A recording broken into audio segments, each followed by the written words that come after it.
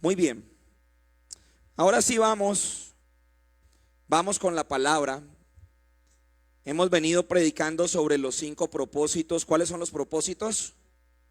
Adoración, adoración, comunión, no, discipulado, ministerio y evangelismo. Dígalo conmigo, adoración, comunión, discipulado, ministerio y evangelismo. Una vez más, adoración, comunión, discipulado, ministerio y evangelismo. Y hemos venido desarrollando el propósito de la adoración. En predicaciones anteriores hemos mostrado por medio de la escritura cómo Cristo es la preeminencia y el precursor de la adoración. Hace 15 días y hace 8 días predicamos sobre la adoración corporativa. Y hoy quiero que hablemos de la devoción personal, de esa adoración íntima y personal. Cada uno de nosotros, los que hemos entregado nuestra vida a Cristo, lo hemos reconocido como Salvador y nos hemos rendido a su señorío. Dice la escritura que usted y yo fuimos sellados con las arras del Espíritu Santo y que en nosotros vino a habitar el Espíritu Santo. Pablo dice que usted y yo somos templo del Espíritu Santo. Entonces el altar donde se desarrolla una vida de devoción personal es nuestra propia vida. Y quiero comenzar con una pregunta. ¿Cuándo fue la última vez que buscaste a Jesús sin pedirle nada a cambio? ¿Cuándo fue la última vez que levantaste una oración sin pedirle algo a Dios? No una lista de peticiones, no una agenda de intercesión. ¿Cuándo fue la última vez que buscaste a Jesús solamente para contemplarlo? Solamente para buscar quién es Él. ¿Qué característica de Jesús descubriste esta semana que te llevó a enamorarte más de Él? Y es que resulta que muchas veces nuestras oraciones y nuestra vida de intimidad con Dios se reduce solamente a lo que yo quiero pedirle a Él, a un listado de peticiones y a una atención de nuestras urgencias. Sin embargo, la relación con Dios va mucho más allá de un listado de peticiones y de que Él responda a nuestras necesidades. Aquí hemos cantado un fragmento del Salmo 27:4 que dice: una cosa he demandado a Jehová y esta voy a buscar todos los días de mi vida, que pueda estar en la casa del Señor para contemplar su hermosura y para inquirir. Inquirir significa profundizar, investigar, ir más a fondo para comprender. Entonces el salmista en el Salmo 27:4 nos está mostrando que él solamente tenía una sola prioridad y era conocer a Dios. Entonces cuando hablamos de devoción personal, no estamos hablando del listado de necesidades que yo tengo para que Dios me supla, porque estaríamos colocando a Dios a nuestro servicio. Y resulta que usted y yo estamos al servicio de Dios y respondemos a lo que Él quiere. Hay un peligro silencioso que acecha a todo creyente. Todos estamos siendo acechados por este peligro silencioso, y es confundir actividades religiosas con desarrollar intimidad con Dios. Yo puedo, perdón que coloque el ejemplo con el equipo de alabanza, puedo ejecutar alguno de estos instrumentos, puedo cantar a Dios, y eso no quiere decir que yo tenga una relación íntima con Dios. Entonces no confundamos desarrollar actividades religiosas con tener una relación íntima con Dios. Muchas veces llamamos devoción a prácticas como el devocional de los 15 minutos, como orar antes de ir al trabajo u orar antes de dormir, como cumplir el compromiso de leer la Biblia, y esas son prácticas saludables. Sin embargo, no se pueden confundir con una vida de devoción a Dios o una una vida de intimidad. No hay problema con estos hábitos. De hecho, tenemos que desarrollarlos y fortalecerlos. El problema silencioso está cuando nosotros pensamos que por desarrollar estas actividades ya tenemos una relación íntima con Dios. La palabra devoción viene del latín devotion, que significa entrega total, consagración, dedicación absoluta de uno mismo a una causa o a una persona.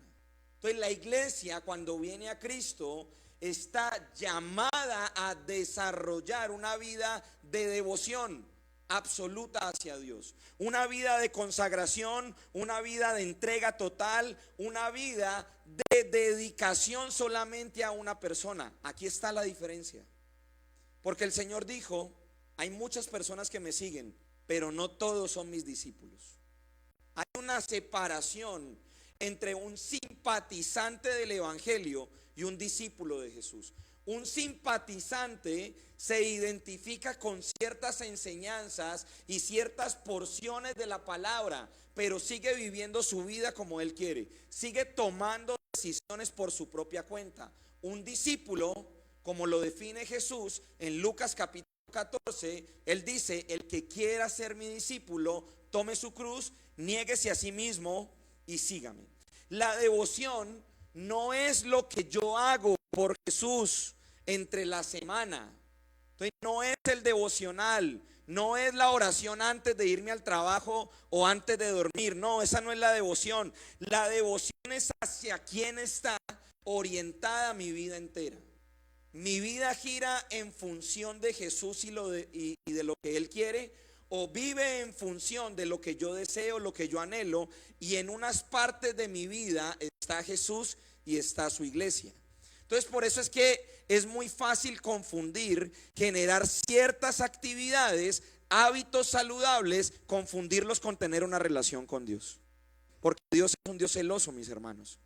Él no quiere una parte de tu vida, Él no quiere una parte de mi vida. Él quiere la totalidad de mi vida para que yo me consagre y sea apartado para Él. De hecho, por medio de Moisés, el Señor dice: dile a mi pueblo que sean santos como yo soy santo. Y Pedro, en segunda de Pedro, vuelve y se lo repite a la iglesia: sean santos como yo soy santo.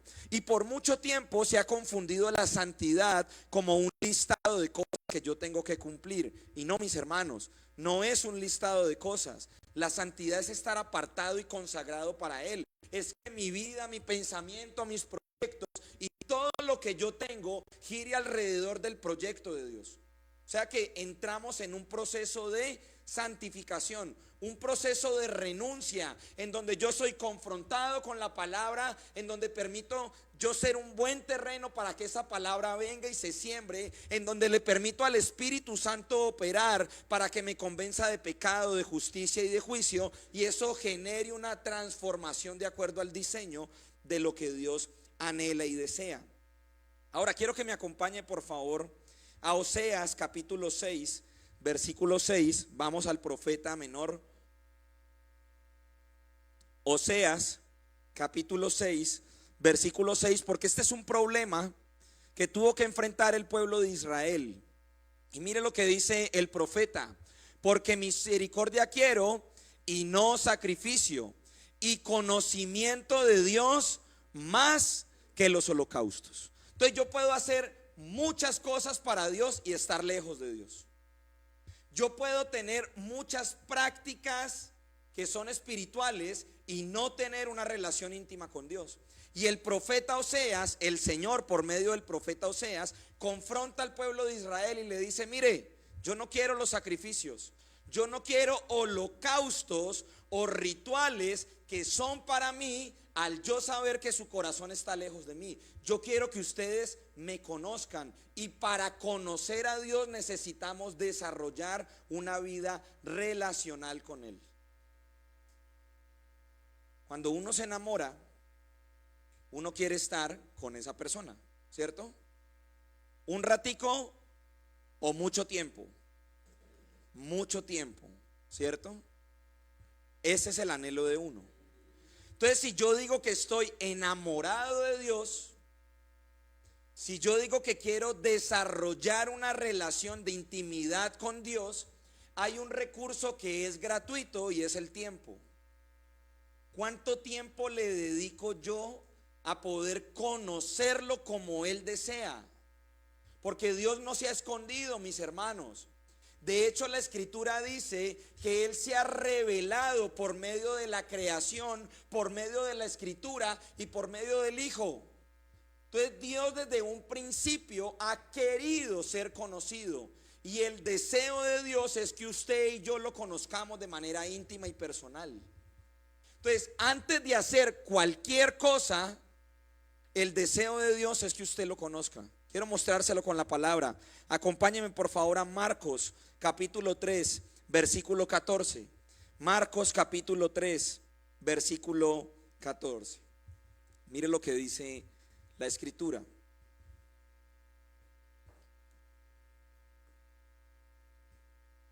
¿Hay alguien en la pantalla? Me quedé esperando. Marcos 3:14.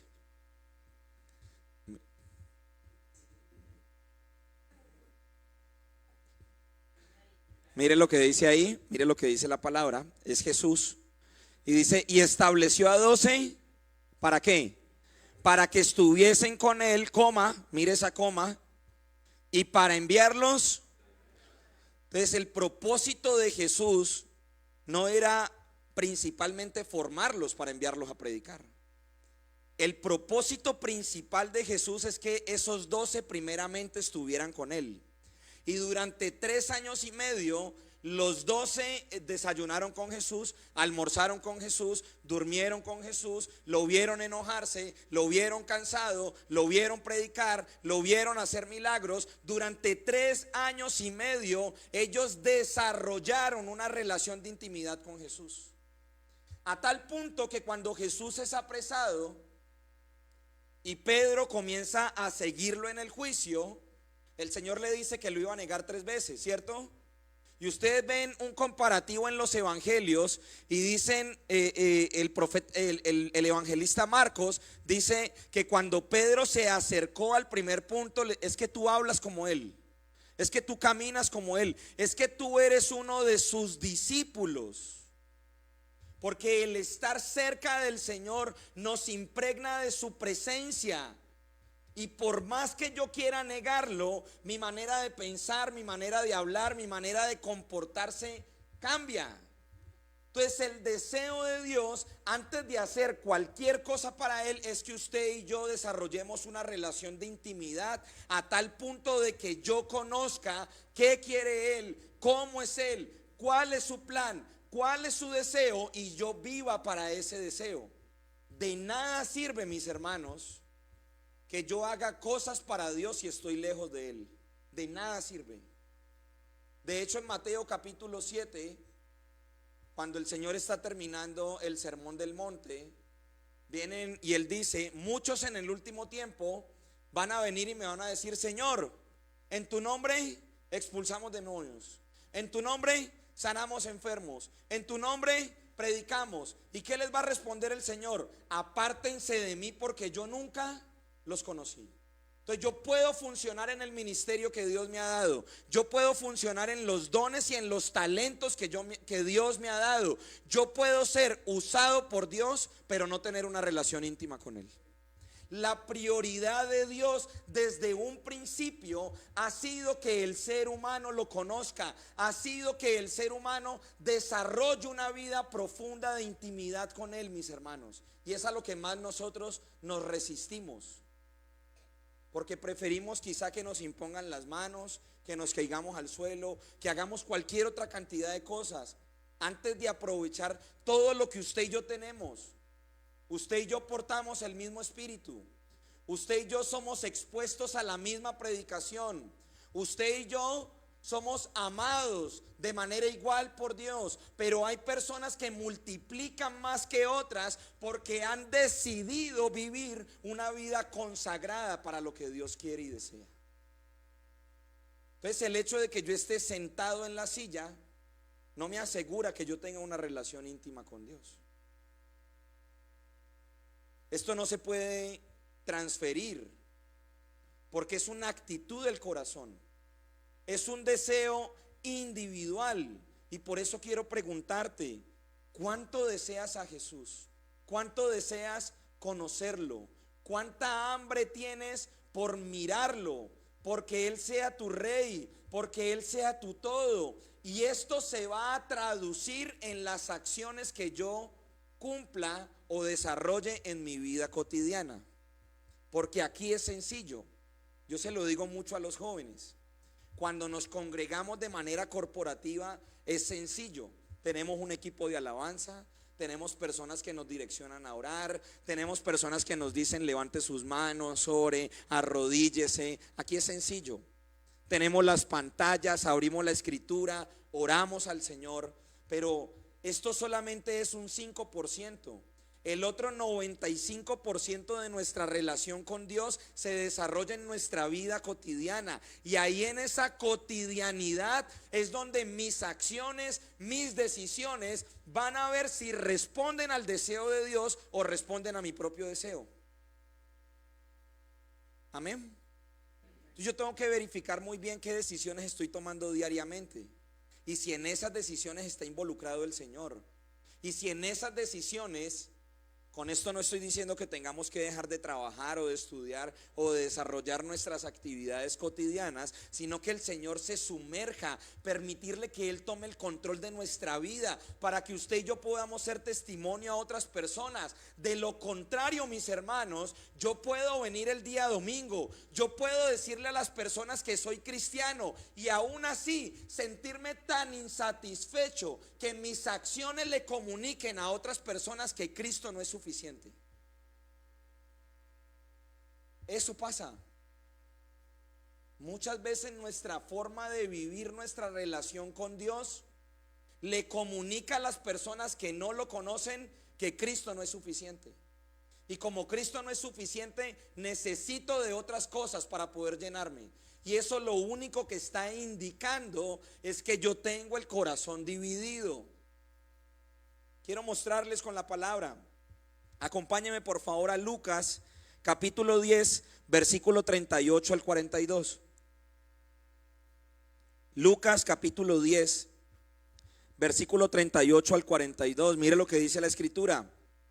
Aconteció que yendo de camino entró en una aldea y una mujer llamada Marta le recibió en su casa. Esta tenía una hermana que se llamaba María, la cual sentándose a los pies del Señor oía su palabra, pero mientras Marta se distraía en muchos quehaceres, y acercándose dijo: Señor, ¿no te importa que mi hermana me deje servir sola? Dile pues que me ayude. Respondiendo Jesús le dijo: Marta, Marta, afanada y turbada estás con muchas cosas, pero solo una cosa es necesaria, y María ha escogido la buena parte, la cual no le será quitada. Entonces usted y yo necesitamos entender muy bien este texto, porque yo he encontrado predicaciones donde las personas dicen que el Señor despreciaba a Marta, y el Señor en ningún momento despreció a Marta. Eso es una malinterpretación del texto. Jesús no está diciendo que el servicio de Marta no tiene valor, no está condenando el ministerio, ni siquiera la hospitalidad de Marta. El punto no es que Marta esté haciendo algo malo, el punto es que no era el momento de estar haciendo cosas, era el momento de contemplarlo. Cuando ocurre esto fue 3 semanas antes de la crucifixión. Jesús predicaba en las aldeas, Jesús caminaba en los pueblos, pero tenía un solo lugar donde iba a descansar, y era la casa de Lázaro, en Betania. Betania significa eso, lugar de descanso. Entonces Jesús iba donde Lázaro, donde Marta y donde María, e iba a compartir, a disfrutar. Ahora solo imagínese si Jesús llegara a su casa de manera física. ¿Con quién usted se compararía? ¿Con Marta o con María? Mire, yo le voy a ser sincero. Si hoy domingo Jesús fuera a mi casa, yo tendría que llegar a tender la cama, a hacer cualquier cosa. No puede ver la casa así. ¿cierto? No tendí la cama. Por lo general yo no tiendo la cama, me levanto y así como queda me acuesto. Se lo digo, pues perdónenme, me hago vulnerable. O sea, no me puedo hacer vulnerable, me hago vulnerable, me hago vulnerable. Entonces, ojo que Jesús aquí no está condenando la hospitalidad de Marta. Jesús lo que le está diciendo a Marta es que escogió la parte incorrecta, escogió hacer muchas cosas y no estar a los pies del maestro. María tomó una decisión, eligió la postura correcta, eligió el momento correcto, se sentó, guardó silencio, escuchó y lo contempló. No le pidió nada, no le pidió nada, solo se sentó a sus pies, escuchó, lo contempló, lo miró, y es lo que usted y yo tenemos que desarrollar. Ahora Jesús le dice a María de Betania, que no era teóloga, que no era evangelista, que no era una de sus apóstoles, él dice que por generaciones la iban a conocer. De hecho, aquí se está cumpliendo la palabra del Señor. Por generaciones iba a ser conocida. ¿Y por qué iba a ser conocida María de Betania? No por los milagros, no por lo mucho que hizo, sino por estar a los pies del maestro. El deseo de Dios es que usted y yo aprendamos a contemplarlo, aprendamos a desearlo. Por eso una oración que se tiene que volver constante en nuestras vidas es: Espíritu Santo, enséñame a contemplar a Jesús. Espíritu Santo, enséñame a verlo. Espíritu Santo, enamórame. Espíritu Santo, enséñame a escuchar su voz. Espíritu Santo, enamórame, cautívame, que mi corazón solamente tenga un deseo, y ese deseo sea conocer al Señor. Esa debe ser nuestra oración. Ahora, ¿qué significa que María escogió la buena parte? No solamente significa que escogió algo agradable o correcto, sino aquello que tiene un valor absoluto. Eso es lo que dice ahí.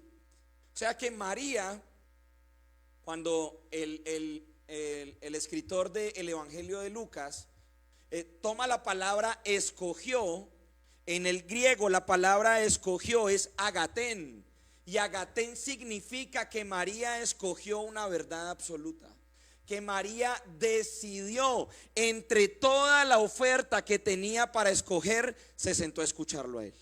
Entonces usted y yo diariamente estamos expuestos a muchas voces, estamos expuestos a muchas situaciones, estamos expuestos a distintos escenarios. ¿Qué parte estamos escogiendo nosotros? ¿Seguimos haciendo y haciendo, o estamos escogiendo la parte de contemplarlo, de mirarlo y de escucharlo? ¿Qué parte usted y yo estamos escogiendo? Entonces, ser un adorador con devoción extrema es una decisión diaria, y esa decisión tiene todo que ver con nuestras prioridades. ¿Cuáles son las prioridades de nuestro corazón? Cuando usted se levanta en la mañana, ¿usted siente amor y una pasión profunda por el Señor, o se levanta pensando en todo lo que tiene que hacer? Son evaluaciones que hay que hacernos. Si yo me levanto pensando en que tengo que ir a cumplir con cosas del trabajo, que tengo que ir a hacer cualquier cantidad de cosas, el orden de prioridades está desenfocado, está desorganizado. Entonces todo tiene que ver con nuestras prioridades. ¿Quién ocupa el primer lugar en nuestro corazón? ¿Será Dios? Y si Él ocupa el primer lugar en nuestro corazón, yo estoy respondiendo a su diseño, yo estoy respondiendo a su deseo, yo estoy respondiendo a lo que Él quiere. Por ejemplo, nosotros a veces le decimos al Señor: te amo.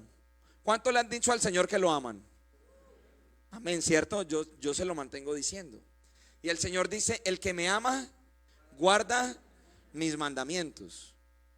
O sea que ese amor debe reflejarse en una serie de acciones, y uno de los mandamientos es la gran comisión. El Señor no dijo: el que quiera hacerlo. Él dijo: vayan y hagan discípulos a todas las naciones. O sea, es un mandamiento. Si yo lo amo, yo respondo a lo que Él quiere. Entonces ahí es donde yo tengo que empezar a hacer evaluaciones en mi vida. ¿Qué tanto de ese amor que yo le digo al Señor por medio de canciones o de oraciones se traduce en una realidad de mis acciones, de mis prioridades? Ahora, yo ya no puedo hablar de prioridades mías, porque se supone que mi vida ya no me pertenece. Se supone que usted y yo fuimos comprados a precio de sangre. Y cuando el apóstol Pablo usa ese recurso de ser comprados, está hablando de un mercado de esclavos. El Señor nos sacó de esclavitud y ahora usted y yo ya no nos pertenecemos a nosotros, le pertenecemos a Él y estamos llevados a responder a un único deseo, que es a su deseo. Entonces, muchas veces vivimos un cristianismo fracasado, un cristianismo aburrido, porque tenemos el corazón dividido, porque seguimos respondiendo y debatiéndonos entre nuestros propios deseos y el deseo de Dios. Y cuando yo permito que esa realidad tome fuerza en mi vida, me voy a sentir insatisfecho. Ahora, hay un mandamiento que tiene que ser restaurado en cada uno de nosotros. Acompáñeme por favor, Mateo capítulo 22, versículo 37 al 38. Mateo capítulo 22, versículo 37 al 38. Mire lo que dice la escritura.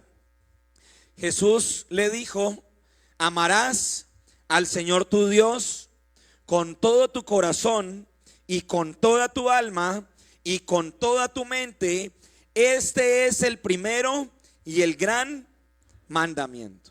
Entonces, el gran mandamiento no es predicar, el gran mandamiento no es evangelizar, el gran mandamiento no es hacer cosas para Dios. El gran mandamiento es que usted y yo seamos tan cautivados por su amor y su belleza que Él sea nuestra única prioridad. Tan cautivados por lo que Él quiere. Él le dice al pueblo de Israel: Shema Israel, el Señor tu Dios uno es. Y amarás al Señor tu Dios con todo tu corazón, con toda tu alma, con toda tu mente. No tendrás dioses ajenos delante de mí, porque yo soy Dios celoso. Entonces creo que es necesario que, así como Jesús entró al templo y tumbó mesas que estaban por fuera de su diseño, Él venga a nuestras vidas y tumbe las mesas que no hacen parte de su diseño. ¿Qué amores nos están cautivando? ¿El amor por nuestros hijos? ¿El amor por nuestros proyectos? ¿El amor por mis propios deseos? ¿Qué otros amores están operando aquí en mi corazón que no me permiten amarlo? Que no me permiten entregarme a todo lo que Él quiere.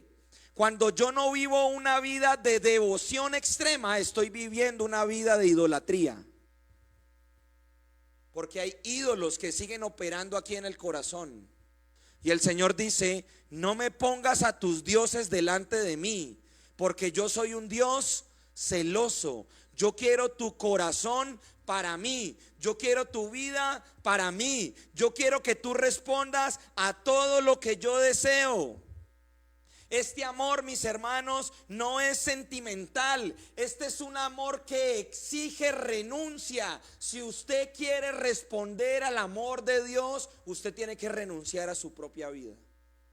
Jesús dijo: el que quiera ganar su vida la perderá, y el que pierda su vida a causa de mí la ganará. Y la vida de la que está hablando ahí no es la vida bios, o sea, la que nos permite caminar y desarrollar el funcionamiento de nuestro cuerpo físico. La palabra que utiliza ahí el evangelista es la palabra zoe, que es la palabra del corazón, que es perder nuestros anhelos, que es perder nuestros deseos. A eso se refiere con perder nuestra vida para hallar y experimentar un placer superior, que es el placer de Cristo, mis hermanos. Quiero colocarles un ejemplo. Marcos capítulo 10, versículo 17 al 22. Marcos capítulo 10, versículo 17 al 22. Mire lo que dice la palabra. Al salir él para seguir su camino, vino uno corriendo e hincando la rodilla delante de él, le dijo: Maestro bueno, ¿qué debo hacer para ganar la vida eterna. Versículo 18. Jesús le dijo: ¿por qué me llamas bueno? Ninguno hay bueno, solo uno, y es Dios. Versículo 19. Los mandamientos sabes: no adulteres, no mates, no hurtes, no digas falso testimonio, no defraudes, honra a tu padre. Fíjese que Jesús le nombró todos los mandamientos horizontales. Pero ¿cuál es el primer mandamiento? Escucha, Israel, el Señor tu Dios uno es, y amarás al Señor tu Dios con todo tu corazón, con toda tu alma y con toda tu mente. Jesús le menciona los mandamientos horizontales con una intención, ya la van a ver. Versículo 20. Mire lo que responde el joven rico. Él entonces respondiendo le dijo: Maestro, todo esto lo he cumplido desde mi juventud. O sea, él había cumplido los mandamientos horizontales, pero sabía que le hacía falta algo. ¿Qué le hacía falta? Amar a Dios con todo su corazón. Ahora el Señor lo va a confrontar. Mira lo que dice el versículo 21. Entonces Jesús, mirándole, le amó. ¿Cómo se da cuenta que Jesús lo ama? Porque Jesús siempre lo va a confrontar con la verdad, mis hermanos. Siempre lo va a confrontar con la verdad. Siempre lo va a llevar a mostrarle su condición y a mostrarle mi condición. Es la forma en la que el Señor me ama, porque para derribar la mentira Él debe establecer una verdad absoluta. Antes de Jesús confrontarlo con la condición de su corazón, Jesús lo ama declarándole la verdad. Y le dijo: una cosa te falta, anda, vende todo lo que tienes, dáselo a los pobres y tendrás, tengo una bomba aquí que no me deja ver, y tendrás en el cielo. Y ven y sígueme, quita esa bomba, puedes hacer algo ahí, Juanpa. Y ven y sígueme. Eso, y tomando tu cruz, versículo 22, necesitaba ahí el discernimiento ahí para poder ver. Pero él, versículo 22, tomando su cruz, pero él afligido por esta palabra, se fue triste porque tenía. Entonces este es un ejemplo muy doloroso, porque esta persona, este joven rico, cuando uno se pone a estudiar el contexto, era un funcionario público. Era una persona que tenía un poder de gobernanza. Y si ustedes ven, cuando él ve a Jesús, él corre y se inclina, lo reconoce, reconoce que es el maestro, reconoce que es el rabí, cumple los mandamientos. Pero cuando el Señor le pidió todo su corazón, ¿qué pasó? Se entristeció y se fue. Entonces, no todo el que es simpatizante o asiste a la iglesia es discípulo del Señor. Porque para ser discípulo implica una renuncia a todo lo que es nuestras posesiones. Ustedes vieron el versículo que leyó Angie antes de recoger las ofrendas, que el Señor le pidió a Abraham a su único hijo. Y si usted sigue leyendo ese capítulo, el siguiente versículo dice que muy de mañana Abraham se levantó, alistó a sus siervos, alistó a su hijo y se fue al monte. ¿Para qué? Para adorar al Señor. Porque yo puedo tener muchas posesiones, pero lo único que debe gobernar en mi vida es el Señor. Y cuando hay ídolos en nuestro corazón que están compitiendo con su amor, Él viene y nos confronta. Él viene y nos muestra por medio de la palabra. Entonces hay un llamado para la iglesia de este último tiempo. El llamado no es a marchar. Seguramente en algunos momentos van a convocar para que la iglesia salga a marchar. El llamado no es recoger firmas para tumbar reformas. El llamado de la iglesia es amar tanto a Dios con todo nuestro corazón, que usted y yo respondamos de manera natural al hacer discípulos, al extender el reino, al compartirle al resto de las personas que hay un Dios que lo venció todo y que va a regresar a establecer su reino aquí en la tierra, mis hermanos. Usted y yo estamos llamados a eso, y para eso los ídolos de nuestro corazón tienen que caer. Hay ídolos en nuestro corazón. Hay mesas en este templo, que es mi vida, que están contaminando el diseño de Dios, que no están permitiendo que usted y yo lo amemos y lo experimentemos de manera plena, mis hermanos. El joven rico se fue triste porque tenía muchas posesiones. No era un hombre malo, era un hombre que tenía las prioridades divididas. ¿Cuál es la prioridad de tu vida? Mis hermanos, ¿cuál es la fuente de tu satisfacción? Si la respuesta a esa pregunta no es Cristo, hay otras cosas, personas, situaciones que están gobernando en mi vida. Mire, yo quiero mostrarle un ejemplo contrario. Si este lo rechazó, hay otro que lo vive de otra forma. Acompáñeme, Filipenses capítulo 3, versículos 7 y 8. Pablo escribe desde la cárcel esta carta a los filipenses. Y mire lo que dice la palabra, Filipenses capítulo 3, versículos 7 y 8. Pero cuántas cosas eran para mi ganancia, las he estimado como ¿qué? Como pérdida por amor de Cristo. Versículo 8. Y ciertamente aún estimo todas las cosas como pérdida por la excelencia del conocimiento de Cristo Jesús, mi Señor, por amor del cual lo he perdido todo y lo tengo por basura. ¿Para qué? Cuando usted tiene un encuentro real con Cristo, a usted no le importa perderlo todo. A usted no le importa perderlo todo. Jesús lo dice de esta forma: el reino de los cielos es semejante a un tesoro que estaba escondido en un campo. Y vino alguien a ese campo y vio que había un tesoro y fue y vendió todo lo que tenía para comprar el campo y obtener ese tesoro. Usted y yo somos portadores de un tesoro, pero hasta que no renunciemos a nuestra vida, no vamos a poder disfrutar de lo que vale ese tesoro. No vamos a poder hacerlo, mis hermanos, porque usted y yo no podemos servir a dos señores. Lo dijo Jesús, no pueden servir a dos señores. No podemos seguir caminando con el corazón dividido. Este es un llamado que está haciendo el Espíritu Santo para que de manera radical cortemos con todo aquello que no nos permite desarrollar una vida de devoción extrema con Dios.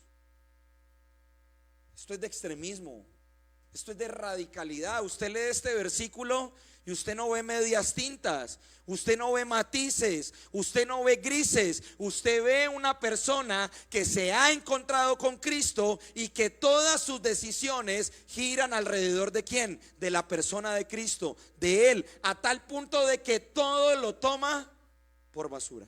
¿Qué posesiones tenemos aquí en nuestro corazón? ¿Cuál es el Isaac que el Señor te está pidiendo para que tú subas al monte y lo sacrifiques? ¿O será que somos como el joven rico, que le decimos al Señor: Señor, pero yo oro antes de ir al trabajo? Señor, pero yo hago mi devocional de 15 minutos. Señor, pero yo te estoy sirviendo. Y el Señor, ¿qué nos va a decir? Ok, yo te amo, pero yo quiero todo tu corazón. De nada me sirve que trates de hacer cosas para mí si tu corazón está lejos de mí. El profeta Isaías lo dice: este pueblo de labios me honra, pero su corazón está lejos de mí.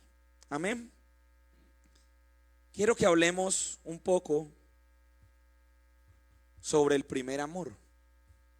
Y es que el primer amor no se pierde, mis hermanos. No debería perderse. No está diseñado para eso. Quiero que me acompañe por favor a Efesios capítulo 6, versículo 24. Y usted va a ver cómo el apóstol Pablo cierra la carta a los Efesios. Mire lo que dice la escritura: la gracia sea con todos los que aman a nuestro Señor Jesucristo con amor inalterable. ¿Qué les está diciendo el Señor? Que Pablo a los Efesios les está diciendo que su amor por Dios sea incorruptible, inalterable. Su amor por Dios, su relación con Dios es lo más importante que ustedes tienen. Ahora acompáñenme por favor a Apocalipsis capítulo 2, versículo 2 al 4. Tenga presente cómo cierra esta carta. Y mire lo que dice Apocalipsis capítulo 2, versículo 2 al 4. Perdón, dice: yo conozco tus obras. Le está hablando a la iglesia de Éfeso. Vamos al versículo 1 para dar todo el contexto. Miremos desde el versículo 1. Escribe al ángel de la iglesia Recuerden cómo terminó la carta a los Efesios. Y ahora el Señor le está escribiendo a Éfeso. Le dice: escribe al ángel de la iglesia en Éfeso, el que tiene las siete estrellas en su diestra, el que anda en medio de los 7 candeleros de oro, dice esto, versículo 2. Yo conozco tus obras, tu arduo trabajo y paciencia, y que no puedes soportar a los malos, y que has probado a los que dicen ser apóstoles y no lo son, y los has hallado mentirosos. Y has sufrido y has tenido paciencia y has trabajado arduamente por amor de mi nombre y no has desmayado. O sea, esta era una iglesia que hacía muchas cosas para Jesús, que trabajaba para el Señor, que servía al Señor. Pero mire lo que dice la palabra: pero tengo contra ti que has perdido, que has dejado tu primer amor. Versículo 5. Recuerda por tanto de dónde has caído y arrepiéntete y haz las primeras obras. Ahora el Señor no está diciendo que tenía que volver a hacer las primeras obras de servicio. Lo que el Señor estaba reclamando es: tú ahora haces muchas cosas para mí, pero has dejado de tener una relación íntima conmigo. Perder el primer amor es pecado, mis hermanos. Dejar enfriarnos es pecado. Y Jesús lo viene advirtiendo en Mateo capítulo 24, 12. Por haberse multiplicado la maldad, el amor de muchos van a perder su primer amor. Muchos van a quedar en la condición de la iglesia de Éfeso, en donde el Señor les dice por medio del apóstol Pablo: hey, mucho ojo, que su amor por el Señor sea inalterable, incorruptible. Pasaron 2 décadas, pasaron 20 años. ¿Y qué perdió la iglesia? Su primer amor. Perdió lo más importante. Dios reconoce nuestro trabajo en la obra, claro que sí. Trabajar para el Señor no es en vano, servirle a Él no es en vano. Pero lo más importante que quiere Dios es que usted y yo cuidemos nuestra relación íntima con Él. Es lo más importante, mis hermanos. Mire, yo quisiera pararme aquí y decirle que las cosas en este país van a mejorar y que las cosas en las naciones van a mejorar, pero no es lo que dice la Escritura. La Escritura dice que a medida que la maldad se va a multiplicar, el espíritu del anticristo va a empezar a establecer su diseño aquí en la tierra. Y en algún momento usted y yo vamos a ser perseguidos a causa de nuestra fe. En algún momento vamos a empezar a ser rechazados. Eso va a ir escalando. Lo único que nos va a mantener a nosotros firmes y perseverando hasta el final es perseverar en nuestra relación íntima con Dios. Por eso usted y yo no podemos desaprovechar los momentos cuando se nos convoca de manera corporativa, porque aquí nos fortalecemos, aquí crecemos, aquí avanzamos, aquí adoramos, aquí aprendemos la cultura del reino para que en nuestras casas continuemos haciéndolo, continuemos estableciendo la cultura, para que en nuestros trabajos, mis hermanos, usted que es portador de vida pueda mostrarle a sus amigos, a sus compañeros cómo gobierna el cielo aquí en la tierra. Para eso usted fue llamado. Usted y yo somos distintos. Somos de otra raza y no de una raza superior. Portamos un espíritu superior para mostrarle al resto de las naciones cómo gobierna el cielo en la tierra, cómo gobierna el cielo en una persona, cómo gobierna el cielo en una familia, cómo es una familia de acuerdo al diseño de Dios, mis hermanos. ¿Usted quiere hacer contracultura? ¿Quiere ser contracorriente a todo este sistema? Ame al Señor con todo su corazón y cumpla la gran comisión. Y usted va a ver cómo el corazón de muchas personas va a ser transformado a la imagen y semejanza de lo que Dios desea y quiere. Pero para eso usted y yo necesitamos desarrollar una vida de devoción extrema, una vida de devoción radical. ¿Qué decisiones vamos a tomar de ahora en adelante? ¿Cuál va a ser nuestro compromiso con el Señor a partir de hoy que está iniciando la semana? Mire, ya se nos metió mayo, vamos en el 5.º mes del año 2026. En un momentico ya están sonando los melomerengues en el radio. A cualquier momentico ustedes lo van a ver, ¿sí? porque los tiempos son cortos, los tiempos son malos y hay que aprovecharlos para que Cristo sea formado en nosotros. Amén. ¿Cuántos anhelan poder crecer en una relación de intimidad con el Señor? Entonces dígale ahí donde usted está: Señor, toma mi corazón, porque yo no puedo, mi corazón no quiere. Yo quiero invitar al equipo de alabanza que me acompañe. Y usted de manera íntima, de manera personal, dígale al Señor: aquí está mi vida, Jesús. Aquí está mi corazón, Señor. Aquí estoy, Jesús. Quiero dar un último versículo. Salmos capítulo 16, versículo 11. Esta es una palabra que como iglesia, pero también de manera personal, hay que empezar a desarrollar. Salmos 16, 11.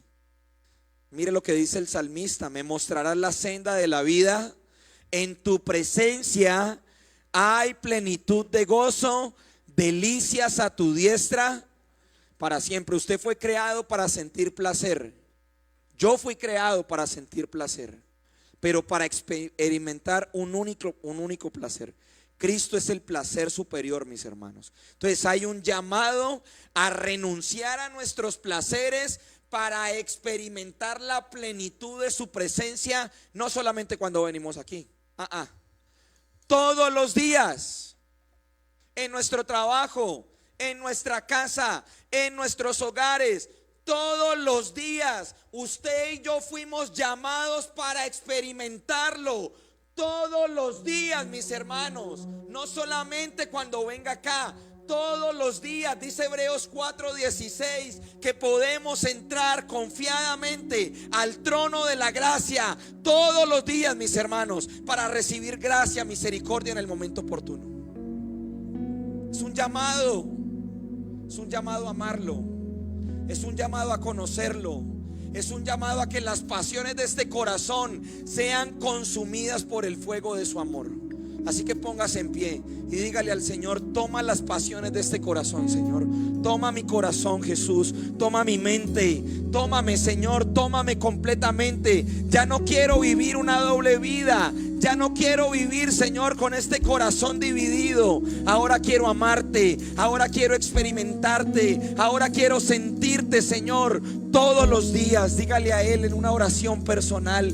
Dígale: Jesús, enamórame de tu presencia, enamórame de tu palabra, enamórame de tu diseño. Dígale al Señor: cautívame, cautívame, cautívame, cautiva mi atención. Dígale a Jesús, levante una oración, dígale al Señor.